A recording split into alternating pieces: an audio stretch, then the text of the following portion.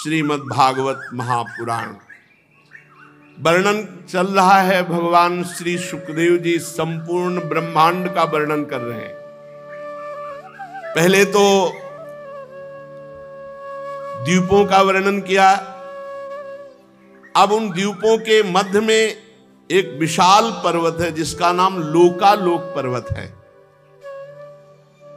ये पृथ्वी के सब और सूर्य आदि के द्वारा प्रकाशित और अप्रकाशित प्रदेशों के बीच में उनका विभाग करने के लिए ये विराजमान लोकालोक पर्वत।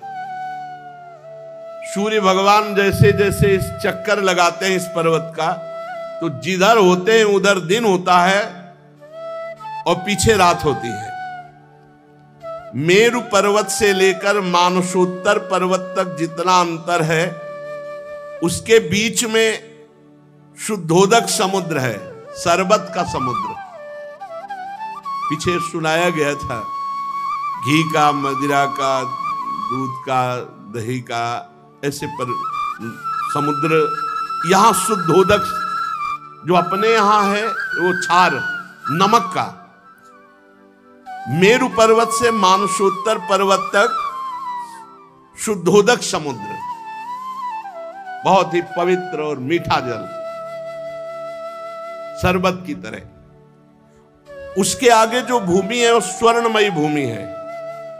वहां कोई वस्तु गिरेगी तत्काल अंतर्ध्यान हो जाएगी, इसलिए वहां कोई मनुष्य नहीं जा सकता। सिर्फ अंतर्ध्यान शक्ति संपन्न सिद्ध या देवता जा सकते हैं। यही मृत्युलोक में ही है लोकालोक पर्वत। उसके आगे की भूमि स्वर्णिम है, सोने की है। वहां कोई वस्तु गिरे तो तत्काल अंतर्ध्यान हो जाएगी, वस्तु नहीं दिखाई देगी। वहां कोई व्यक्ति नहीं जा सकता, केवल अंतर्धान शक्ति संपन्न देवता जा सकते हैं या सिद्ध जा सकते हैं। लोकालोक पर्वत सूर्य आदि से प्रकाशित और अप्रकाशित भूभागों का बीच है। त्रिलोकी में यह सीमा स्थापित की गई है लोकालोक पर्वत की।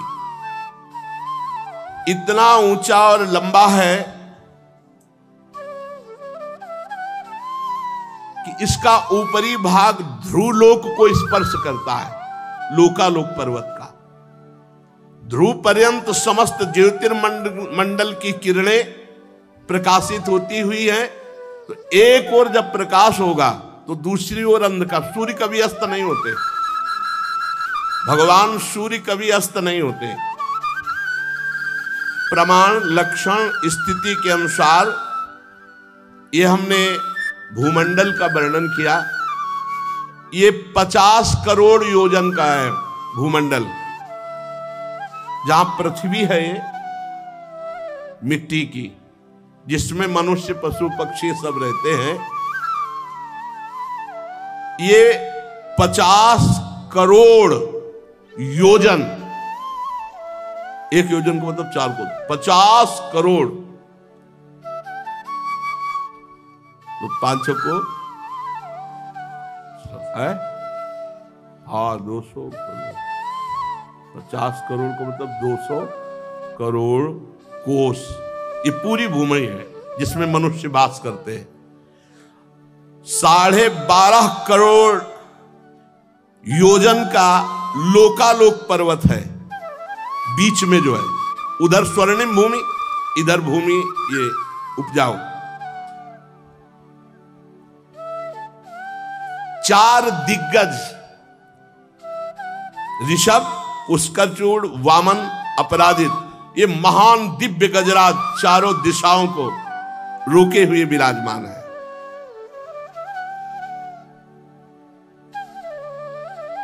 दिग्गजों को इंद्रादि लोकपाल लोगों के कल्याण के लिए विराजमान किए हुए ये दिग्गज सर्वांतर्यामी परम पुरुष भगवान विश्वक्सेन इनको अपार सामर्थ्य दिए हुए हैं। योग माया से रचे हुए भगवान के भूमंडल का वर्णन हुआ।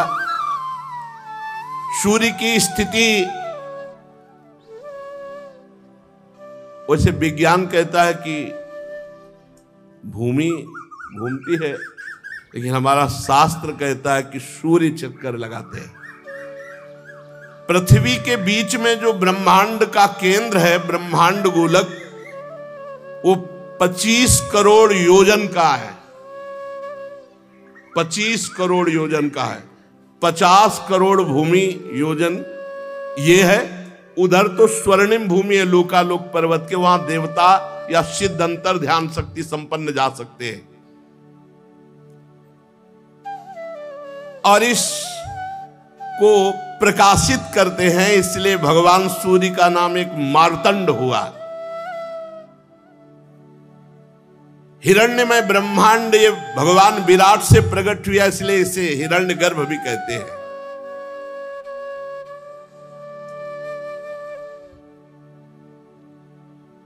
जितना हमने तुमको भूमंडल का विस्तार बताया, उससे दुगना अंतरिक्ष लोक है। जैसे मटर या चना के एक भाग को जान ले तो दूसरे भाग की लंबाई पता चल जाती है। जितना भूमंडल है 50 करोड़ योजन, और उधर तो द्युलोक भी इतना ही है। और द्युलोक और भूलोक के बीच में एक अंतरिक्ष लोक है।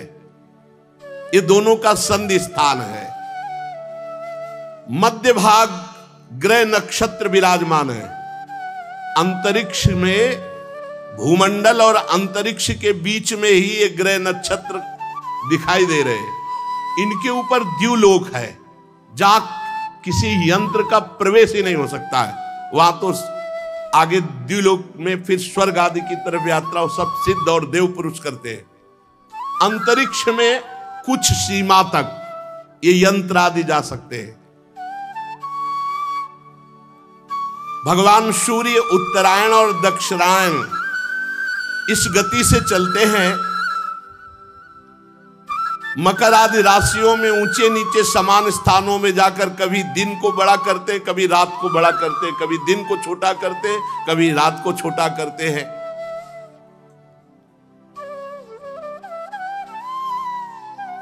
पंडित जन बताते हैं, पंडित माने ज्ञानी जन, मानसोत्तर पर्वत पर सूर्य की परिक्रमा का मार्ग 9 करोड़ 51 लाख योजन है। एक राउंड 9 करोड़ 51 लाख योजन। मेरु पूर्व की तरफ जब भगवान सूर्य जाते हैं तो देवराज इंद्र की जो देवधानी अमरावती पुरी है उसको प्रकाशित करते हैं। उसके आगे जब दक्षिण की तरफ बढ़ते हैं तो यमराज की संयमिनी पुरी है। फिर जब पश्चिम की तरफ बढ़ते हैं तो वरुण जी की निम्लोचनी, और उत्तर की तरफ तो चंद्रमा की विभावरी। इन पुरियों को प्रकाशित करते हुए भगवान सूर्य आगे बढ़ते हैं तो सूर्योदय, मध्याह्न, सायंकाल, अर्धरात्रि, ये क्रम से होती रहती। भगवान सूर्य कभी अस्त नहीं होते, उनका निरंतर परिक्रमा चलती रहती भूमंडल की। भगवान सूर्य जब मेरु को बाएं ओर रख करके चलते हैं तो दिखाई देता है कि वो दाईं ओर चलने पर चलते वो बाईं ओर है। जिस समय भगवान सूर्य का उदय जहां होता है, ठीक उसी समय कहीं अस्त दिखाई देता है। कहीं जहां भगवान सूर्य मध्याह्न के पसीना पसीना कर रहे हैं किसी को, तो उसी समय आराम से आधी रात को कोई सो रहा होता है। भूमंडल में देख लो, यही की बात कह रहे हैं। कभी सूर्य अस्त नहीं होते, कभी सूर्य उदय नहीं होता, वो तो निरंतर चल रहे हैं। लोकालोक पर्वत के कारण वो अस्त और उदय का ऐसा, लोक माने प्रकाशित, आलोक माने अंधकार, लोकालोक पर्वत, उसी के कारण ऐसा अनुभव होता है। जहां कहीं आधी रात होगी तो कहीं पसीना चुआ रहे होंगे, दोपहर होगा, कहीं प्रातः हो रहा होता है तो कहीं वो अस्त हो रहे होते। वो पहाड़ पर्वत के कारण सूर्य भगवान ना अस्त होते ना उदय होते हैं। जिन लोगों को सूर्य भगवान मध्याह्न में दिख रहे हैं, उसी समय कहीं अंधकारमयी रात्रि होती है। सूर्य भगवान जब इंद्र की पुरी से यमराज की पुरी को चलते हैं तो 15 घड़ी में 2.25 करोड़ 12.5 और 25,000 योजन इस रफ्तार से चलते हैं। 15 घड़ी में 2.25 करोड़ 12.25 योजन यात्रा तय करते हैं। बहुत रफ्तार की भगवान सूर्य की गति है। इसी क्रम से वरुण और चंद्रमा की पुरियों को पार कर इंद्रपुरी में पहुंचते हैं। इस प्रकार चंद्रमा आदि अन्य ग्रह भी ज्योतिष चक्र में अन्य नक्षत्रों के साथ उदित और अस्त होते रहते हैं। भगवान सूर्य का वेदमय रथ एक मुहूर्त में 34,08,000 योजन की रफ्तार से चलता है। एक मुहूर्त में, बहुत छोटा समय मुहूर्त होता है, 34,08,000 योजन की रफ्तार से चलता है। आज तक हमें लगता है कोई ऐसी गाड़ी नहीं बनी होगी, कोई हेलीकॉप्टर या कोई भी वाहन नहीं बना होगा। नहीं, ऐसा नहीं बना होगा कि एक मुहूर्त में 34,08,000 योजन, कोई नहीं। इस रफ्तार से सब पूरे ब्रह्मांड को प्रकाशित करते हुए भगवान सूर्य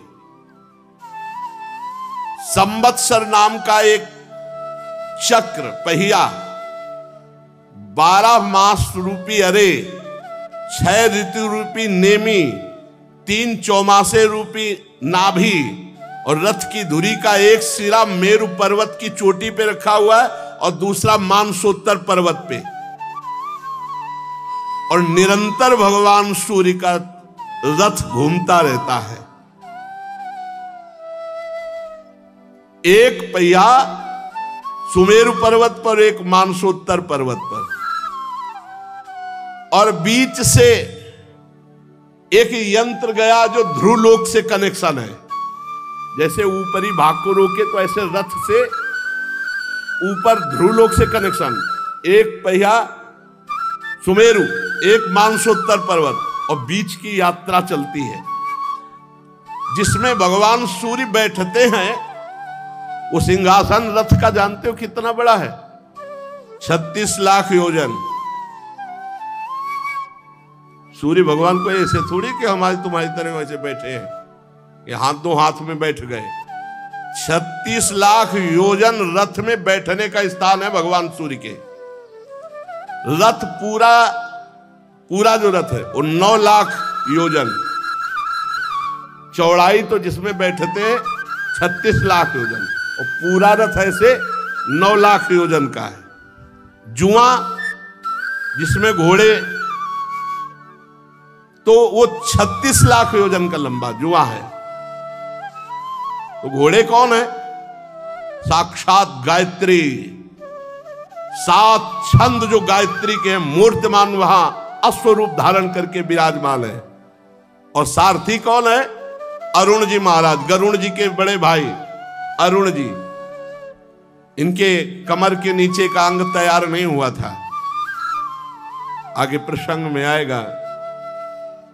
ये भगवान सूर्य की तरफ मुख करके बैठते हैं, आगे की तरफ नहीं, आगे की तरफ पीठ करके बैठते हैं। भगवान सूर्य की तरफ मुख करके बैठते हैं महाराज अरुण, गरुण जी के बड़े भाई अरुण जी। ये सारथी हैं भगवान सूर्य के। गायत्री मूर्तिमान छंद, ये 7 घोड़े हैं। रफ्तार एक मुहूर्त में 34,08,000 योजन। भगवान सूर्य इस रथ पर विराजमान होकर भूमंडल को प्रकाशित करते हैं। सूर्य देव की तरफ ही मुंह करके अरुण देव उनके सारथी बैठते हैं। विश्व में दूसरा कोई सारथी नहीं इनके सिवा, कोई सारथी नहीं कि भगवान सूर्य के सामने बैठ जाए। अरुण देव ही महाराज है। माता की गलती के कारण नीचे के अंग तैयार नहीं हो पाए थे, आगे प्रसंग आएगा तो कहीं। और 60,000 ऋषि बाल खिल्ले ये स्तुति करते हुए चलते हैं। 60,000 बाल खिल्ले ऋषि ये भगवान सूर्य के रथ में भगवान सूर्य की स्तुति करते हुए चलते हैं।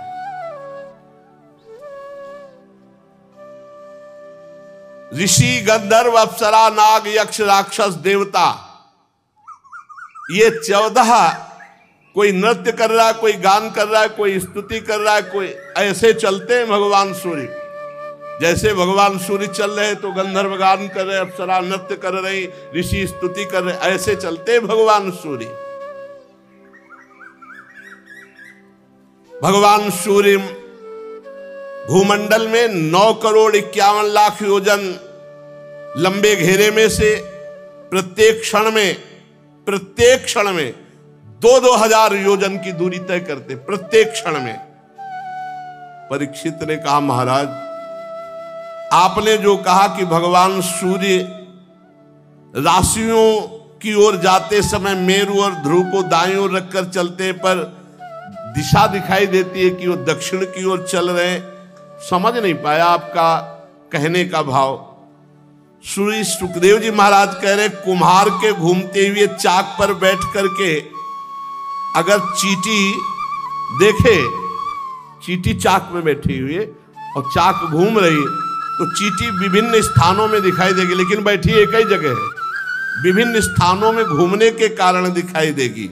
इसी प्रकार नक्षत्र और राशि ये काल चक्र में पड़कर ध्रुव और मेरु को दाएं रखकर घूमने वाले सूर्य को ये स्थित दिखाई देते हैं। ग्रह नक्षत्र तारे तो लगता है सूर्य दाईं ओर चल रहे हैं, पर सूर्य दाईं ओर नहीं चल रहे, सूर्य बाईं ओर चल रहे हैं, वो ग्रह नक्षत्र वहीं विराजमान है, इसलिए ऐसा दिखाई देता है। ये आदि पुरुष भगवान नारायण का स्वरूप ही है सूर्य भगवान, साक्षात नारायण। बोले कहाँ है भगवान, तो देखो ना किसने सूर्य भगवान को प्रकट किया है, कौन प्रकाश दे रहा है।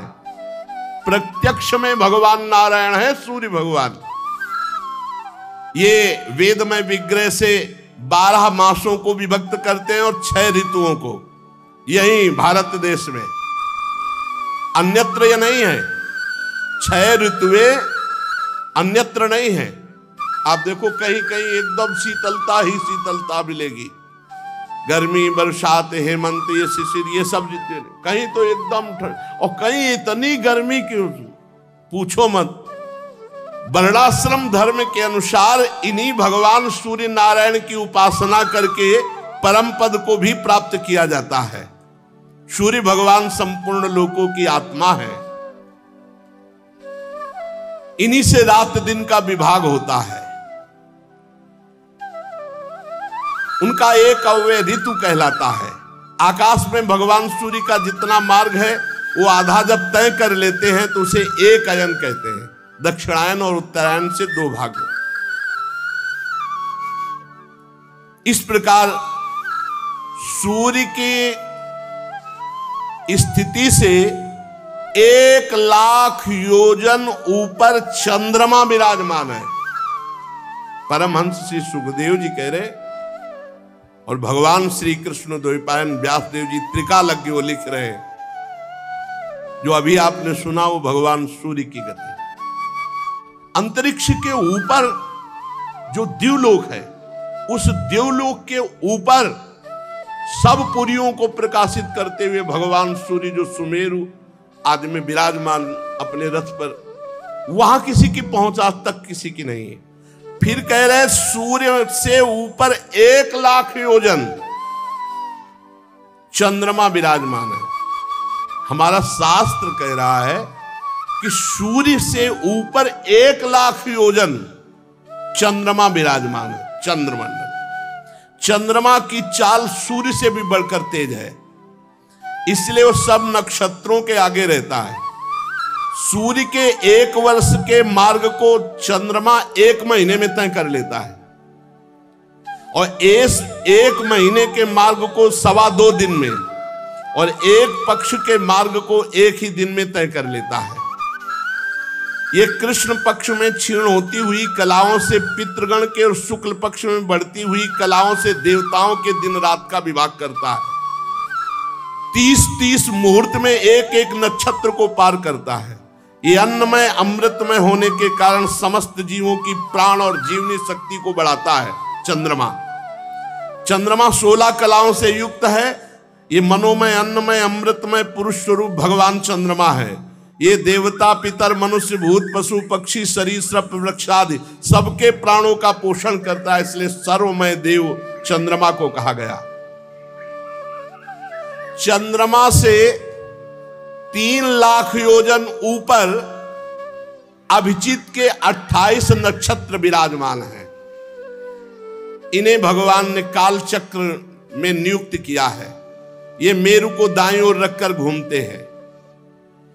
और देखो, चंद्रमा से 3 लाख ऊपर अभिजीत 28 नक्षत्र, और अभिजीत नक्षत्रों से 2 लाख योजन ऊपर शुक्र देवता विराजमान है। शुक्र नक्षत्र सूर्य की शीघ्र मंद और समान गतियों के अनुसार उन्हीं के समान ये कभी आगे कभी पीछे चलते हैं। ये बहुत मंगलकारी ग्रह है शुक्र, खूब वर्षा कराने वाला और बहुत मंगलकारी ग्रह शुक्र ग्रह है। ये सबके अनुकूल रहता है। शुक्र की गति जैसी वैसे ही चंद्रमा के पुत्र बुध की गति है। शुक्र से 2 लाख योजन ऊपर चंद्रमा का ये पुत्र बुध विराजमान है। ये भी मंगलकारी है, किंतु जब सूर्य की गति का उल्लंघन करके चलता है तब आंधी, बादल और सूखे की भय की सूचना देता है। बुध से 2 लाख योजन ऊपर मंगल ग्रह है। यदि ये वक्र गति से न चले तो एक एक राशि को 3-3 पक्ष में भोगता हुआ 12 राशियों को पार करता है। ये सबका अशुभ करने वाला अमंगल सूचक ग्रह है मंगल। इसके मंगल ग्रह के 2 लाख योजन ऊपर बृहस्पति जी विराजमान है। ये वक्र गति से न चले तो एक एक राशि को एक एक वर्ष में भोगते हैं। ये धर्म से चलने वाले ब्रह्म ऋषियों के सदा अनुकूल रहते हैं बृहस्पति गुरुदेव। और बृहस्पति जी के ऊपर 2 लाख योजन के ऊपर शनि भगवान विराजमान है। 30-30 महीने तक एक एक राशि को भोगते हैं। ये सब राशियों को पार करने में 30 वर्ष लगाते हैं। ये सबके लिए अशांति कारक है। अगर ये विपरीत हो जाए तो बहुत ही हानि पहुंचा दे शनि भगवान। वो है सबके विपरीत ही। भगवान का भजन कर ले तो इनकी विपरीतता काम नहीं करेगी, और अगर भगवान का भजन नहीं करोगे तो ये है जैसे मंगल है और शनि है, मानो जेलर, जो बुरा करेगा बहुत, और भगवान की शरण में रहोगे तो सब मंगल करेंगे। जो पे कृष्ण चरण मन अर्पित तो करी है का नवग्रह रंक, हरिवंश महाप्रभु कहते। और शनि भगवान से 11 लाख योजन ऊपर सप्त ऋषि विराजमान है। ये ध्रुवलोक की परिक्रमा करते रहते हैं और सब पूरे विश्व का मंगल करने की भावना रखते हैं। सप्त ऋषियों से 13 लाख योजन ऊपर ध्रुवलोक विराजमान है।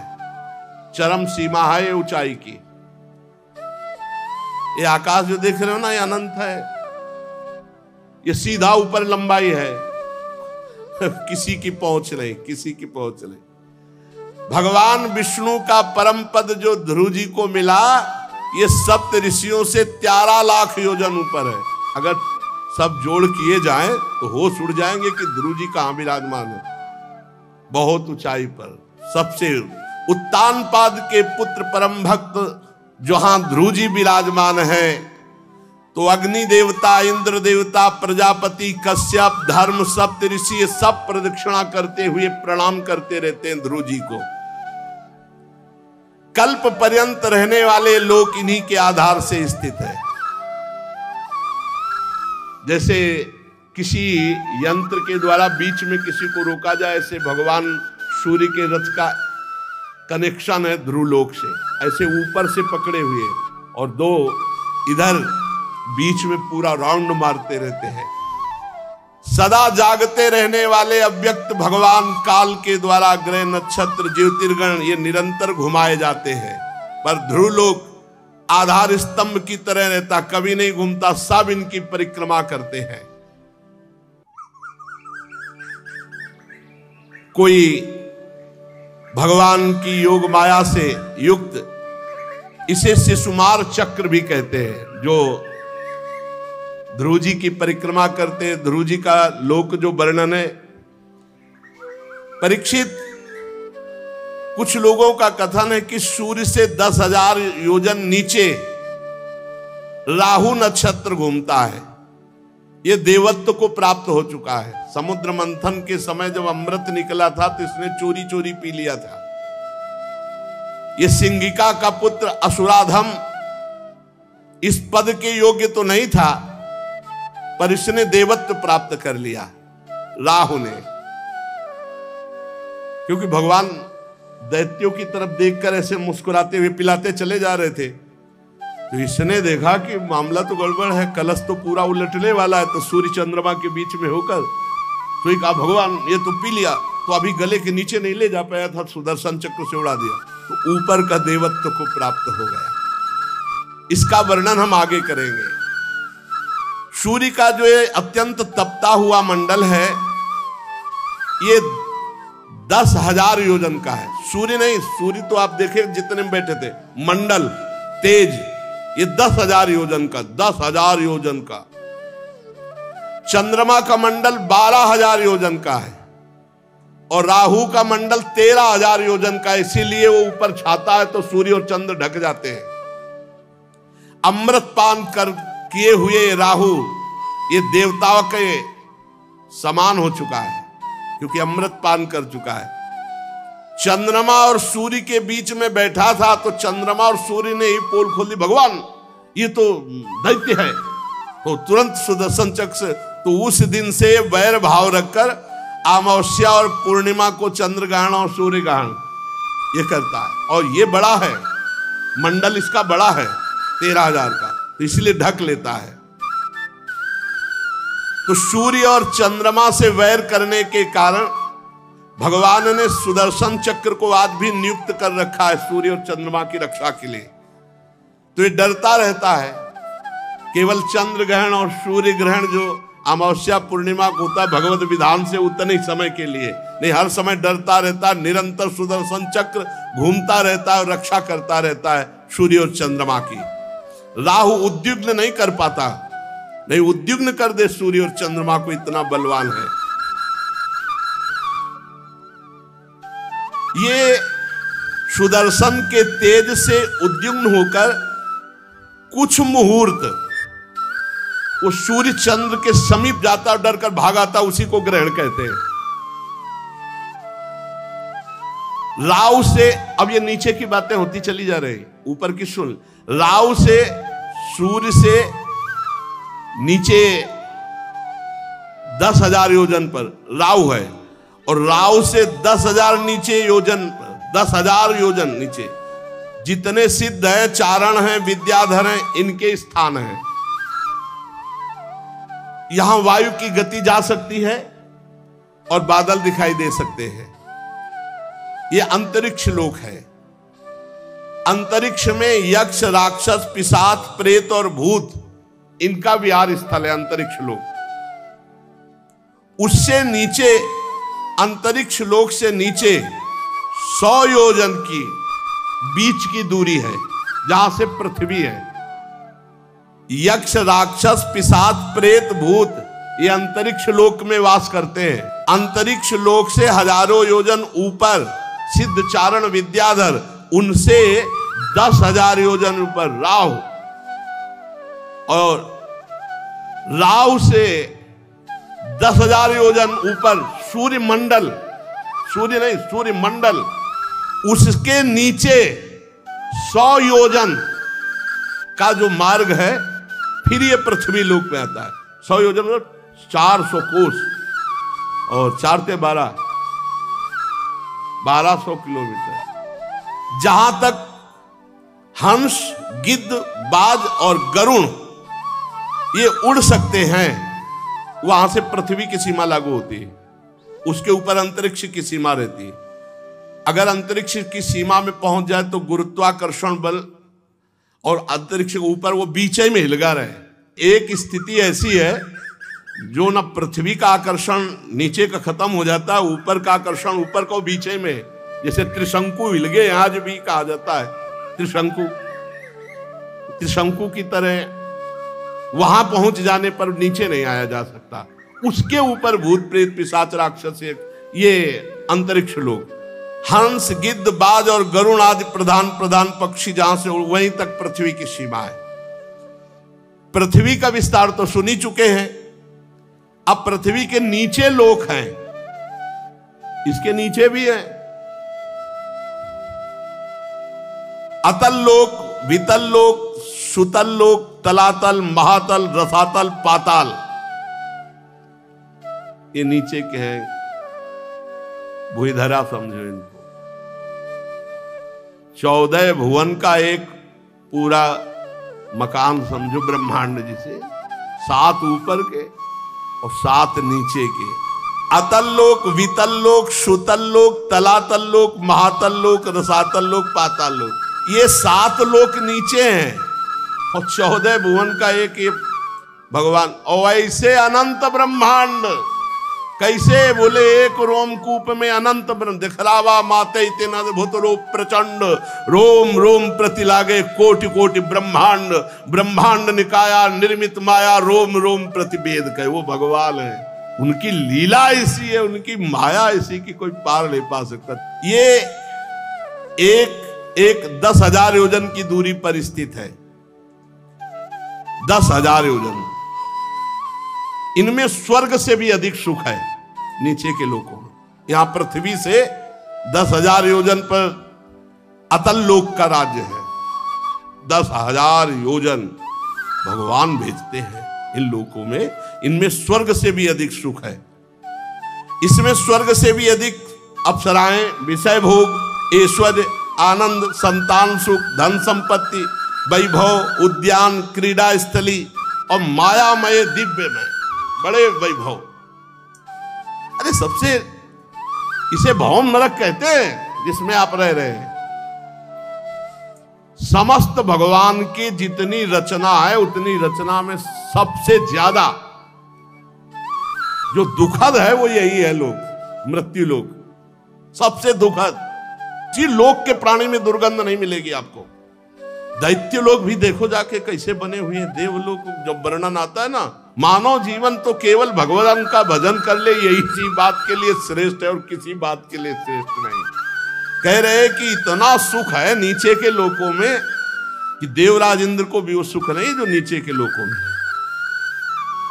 वहां सुंदर सुंदर स्त्री, पुत्र, बंधु बांधव, सेवक और संपत्ति, मतलब इंद्र की सामर्थ्य नहीं है कि उन सुखों को सोच सके जैसा इन लोकों में सुख है। महाराज, मैदानों की बनाई हुई अनेक पुरियां जगमगाती हैं और सुंदर सुंदर मणियों से जटित हर मकान है वहां मणियों से जटित है। परकोटे, नगर द्वार, सभा भवन, बड़े सुंदर आंगन और बड़ी सुंदर सुंदर स्त्रियां, बड़े सुंदर पुत्र परिवार, फर्श बड़ी सुंदर, कबूतर, तोता, मैना, इनकी किलोल देख ले तुम। ये पुरियां इतनी सुंदर कि देवराज इंद्र कल्पना नहीं कर सकते, इतना सुख है इनमें। सोचो धाम में कितना सुख होगा भगवान के जहां बैठे हो। इतने बगीचे सुंदर हैं कि देवलोक के बगीचे भी समानता नहीं कर सकते। और ऐसे सुंदर सरोवर मणि जटित, खूब सुंदर डालियां फूलों की खिली हुई, तरह तरह की लताएं, तरह तरह की खुशबू। मानव देव में भजन कर ले यही सुख है और कोई सुख नहीं। कोई सुख देख ले सुख तो यह है। ऐसी ऐसी रंग बिरंगी मछलियां जल में, जल एकदम निर्मल, कमल, कुमुद, कुवलय, कल्हार, नील कमल, लाल कमल, शतपत्र कमल, ये खिले हुए सरोवर, सबके अलग अलग अलग भवन, अलग सरोवर। जैसे यहाँ वो पानी का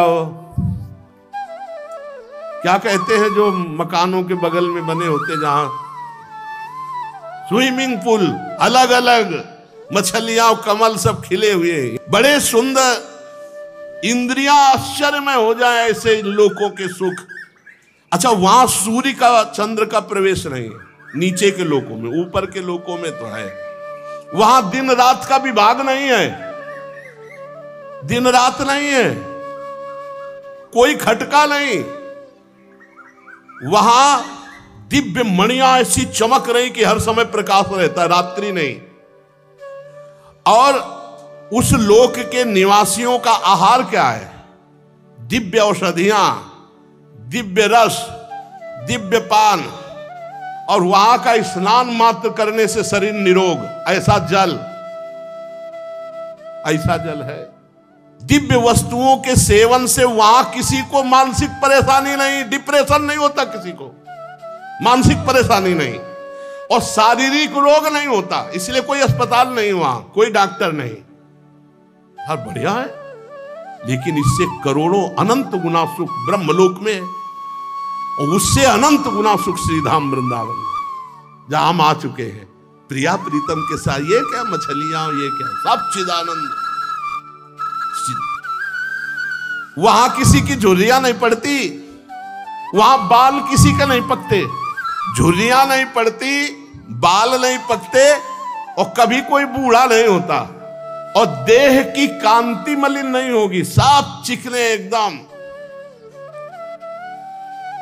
शरीर में किसी के दुर्गंध नहीं आएगी, पसीना नहीं आएगा कभी शरीर में, कितना भी मेहनत करो थकावट नहीं, शिथिलता नहीं, आयु के साथ अवस्था नहीं बदलेगी, हर समय जवान। ये नीचे के लोगों की है बात। सब सुंदर, सब स्वस्थ, सब जवान, सब शक्ति संपन्न। यहां पुण्य पुरुषों का प्रवेश होता है, और यहां मृत्यु होती सिर्फ सुदर्शन चक्र से। यहां भगवान के परम पावन सुदर्शन चक्र से ही सबकी मृत्यु होती है। जब मृत्यु होगी तो सुदर्शन चक्र से, ना बुढ़ापा, ना थकावट, ना झुर्रियां, ना कोई रोग, ना कोई, आनंद ही आनंद। और मरना भी किससे? सुदर्शन चक्र से। आप ये समझ लो, भजन कर लो तो ये लोक बढ़िया हो गया। भजन कर लो तो चाहे नीचे जाना चाहो नीचे, ऊपर जाना चाहो ऊपर, भगवान के धाम जाना चाहो भगवान के धाम। और किसी भी प्रकार मृत्यु नहीं हो सकती, केवल सुदर्शन चक्र से मृत्यु होगी। और सुदर्शन चक्र के आते ही गर्भ से लेकर के बाहर जो गर्भस्राव भी हो जाता है। मैदानों का पुत्र असुर, यहां का राजा है। पहला जो लोक है अतल लोक। 96 प्रकार की माया के द्वारा अपनी प्रजा को सुख प्रदान करता रहता है। और कोई ऐसा मायावी नहीं है जैसा मैदानों सृष्टि में मायावी हो। उसका पुत्र मैदानों का असुर बल 96 प्रकार की माया के, और हमारे भगवान अनंत माया के अधिपति हैं, हम उनके दास हैं। उसने एक सुंदर स्त्री जाति प्रकट की है अपने लोक में, जम्हाई लेकर, उसका नाम स्ववैरिण।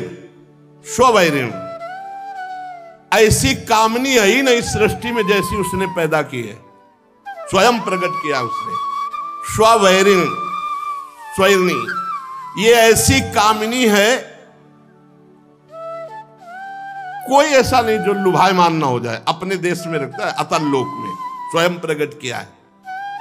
फिर दूसरी प्रकट की है पुष्चली, महान चंचल स्वभाव की। तीसरी प्रकट की है कामिनी। 3 प्रकार की स्त्रियों के द्वारा उसने अपने इस अतल लोक को शोभायमान किया है। एक बहुत ही चंचल स्वभाव की कामाशक्त, जैसे स्वभाव के होते ऐसे, और एक महान कामिनी, और एक स्वैरिणी। जो स्वैरिणी है वो केवल अपने पति का ही आश्रय लिए रहती है, और जो 2 प्रकार की हैं वो पूरे नगर को, पूरे अतल लोक को अपने अधीन रखती है, ऐसी सुंदरियां। और वहां एक दिव्य आसो है जिसका नाम हाटक है। हाटक, ये हाटक रस ऐसा है कि जो पुरुष पी ले तो उसकी सामर्थ्य का पार नहीं है। तो ये जो वहां की रहने वाली मैदानों के द्वारा प्रकट की हुई स्त्रियां हैं, ये पहले पुरुष को हाटक रस पिलाती है। अब वो अपार बल से संपन्न, हाव भाव चितवन प्रेममयी मुस्कान प्रेमालाप आदि के द्वारा पूरे के पूरे लोक को अपने अधीन रखती है। हाटक रस पी करके वहां मदांध रहे लोग, उनको 10-10 हजार हाथियों का बल प्राप्त होता है।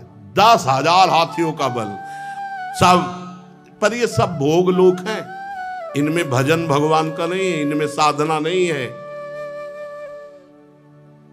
फिर अतल लोक के नीचे जो लोक हैं उनकी चर्चा आगे होगी, लेकिन लुभायमान मत होना, ये सब स्वप्न है, थोड़ा अच्छे स्वप्न है। और वृंदावन धाम, साकेत धाम, कैलाश धाम, वैकुंठ धाम, ये सब चिदानंद है, ये सत्य है। और ये असत्य जब प्रलय होगी ना, तो ये सब ऊपर नीचे सब, सबसे नीचे वर्णन आएगा भगवान संकर्षण का। अनंत फणधारी भगवान शेष जिस समय छोड़ते हैं विषैली अग्नि, तो नीचे से सब भस्म होते हुए ऊपर तक सब भस्म हो जाते हैं, ब्रह्मलोक तक नष्ट हो जाता है। इसलिए कहीं लुभायमान मत होना। लुभायमान हो प्रिया प्रीतम उनके परम धाम वृंदावन। सोचो ये मायाकृत है, अनंत लोकाधिपति भगवान श्री कृष्ण को जो मोहित कर ले वो वृंदावन धाम है। इसलिए इनसे मोहित मत होना। ये सुनकर के श्री राधा वल्लभ लाल की